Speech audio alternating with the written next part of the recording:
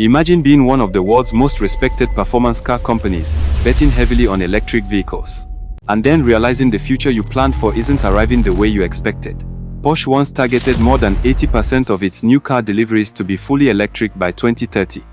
Now, that strategy has been dramatically scaled back. And there's an even bigger twist. A new report says Porsche may eventually wind down Taycan production around 2030, although Porsche has not confirmed that.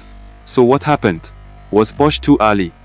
Did Chinese EV makers expose a weakness in the luxury car business? Or did Porsche simply discover that the electric future isn't arriving as quickly as everyone expected? Let's break it down. Porsche was supposed to be one of the luxury automotive industry's biggest electric success stories.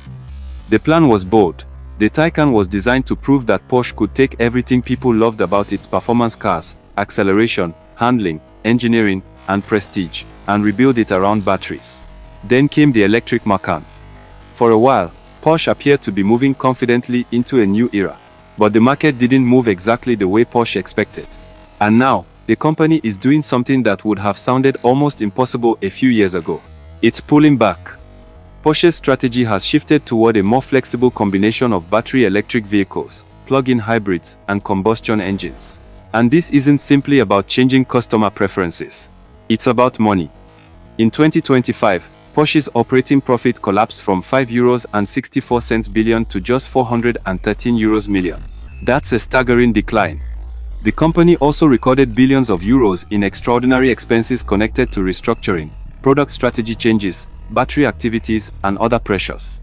But behind those numbers is an even bigger problem. Porsche discovered that building expensive electric cars doesn't automatically mean building a profitable electric car business. And nowhere was this more obvious than China. China had been one of Porsche's most important markets. But the luxury EV battlefield changed dramatically. Chinese buyers increasingly had access to domestic brands offering advanced software, massive displays, connected services, driver assistance technology, and rapid product updates, often at much more aggressive prices. Companies like BYD and Xiaomi aren't just competing on horsepower. They are competing on technology. And that creates a serious challenge for Porsche. Because Porsche's traditional advantages are engineering, design, heritage, performance, and exclusivity. But the modern EV market has added another battlefield: software. And in that battlefield, a beautiful badge isn't enough.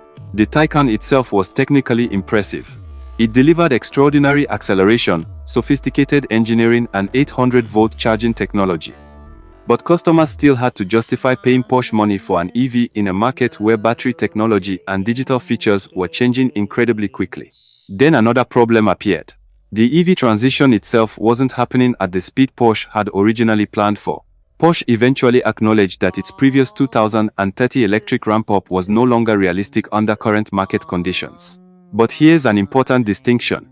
Porsche has not abandoned electric vehicles. Instead, it has abandoned the idea that every part of its future needs to move toward electric power at the same speed. That's why combustion engines are staying in the game for longer. Plug-in hybrids are becoming more important. And some planned electric products have been delayed or redesigned. Porsche even changed its plans for a new SUV position above the Cayenne. Instead of making its initial versions exclusively electric, Porsche decided to offer combustion and plug-in hybrid powertrains because of market conditions. And this tells us something important. Porsche isn't choosing between the past and the future. It's choosing flexibility. That flexibility came at a painful price. Porsche delivered 277,449 vehicles in 2025. Around 10% fewer than the previous year.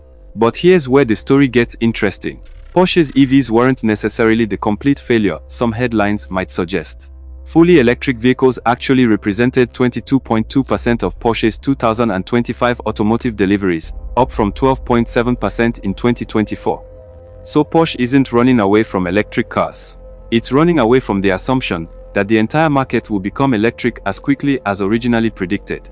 And now comes the newest twist. Reuters reported that Porsche may be planning to discontinue Taycan production around 2030. But there is a major caveat. Porsche has not confirmed that decision. The company pointed to comments from CEO Michael Laters indicating there were no immediate plans to discontinue the Taycan. So we shouldn't treat the Taycan's death as confirmed. But even the possibility is significant. The Taycan was once a symbol of Porsche's electric future. If its role eventually shrinks, it would show just how dramatically Porsche's long-term strategy has changed.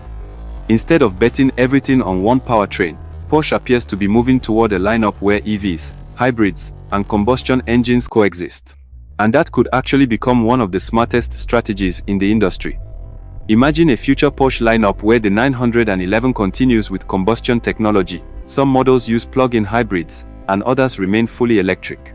Instead of choosing one technology and hoping the market follows, Porsche can adapt to different customers, regulations, and regions. Because the biggest lesson here isn't that electric vehicles are dead. They aren't. And it isn't that combustion engines have won. They haven't. The real lesson is that the automotive transition is much more complicated than simply replacing an engine with a battery. Customers care about price, range, charging, software, performance, reliability, design, brand, and increasingly, artificial intelligence and autonomous driving technology. The companies that win the next decade won't necessarily be the ones that build the most electric cars. They'll be the ones that combine electric power, software, AI, manufacturing efficiency, and customer demand better than everyone else. And that's why Porsche's reversal matters. If a company with Porsche's engineering reputation and global influence can dramatically rethink its EV strategy, every major automaker is watching. The EV revolution isn't ending. It's entering a more competitive phase. And Porsche has just given the industry a warning.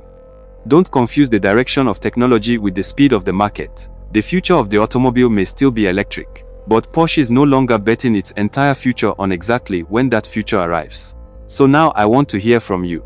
Was Porsche wrong about electric cars? Or did Porsche simply move too quickly? Would you rather see Porsche go all in on EVs, or keep a mix of EVs, hybrids and combustion engines? Drop your answer in the comments. And if you want more breakdowns of the cars, AI and technologies shaping the future of transportation, subscribe to Future Tech Drive. Turn tech into opportunity.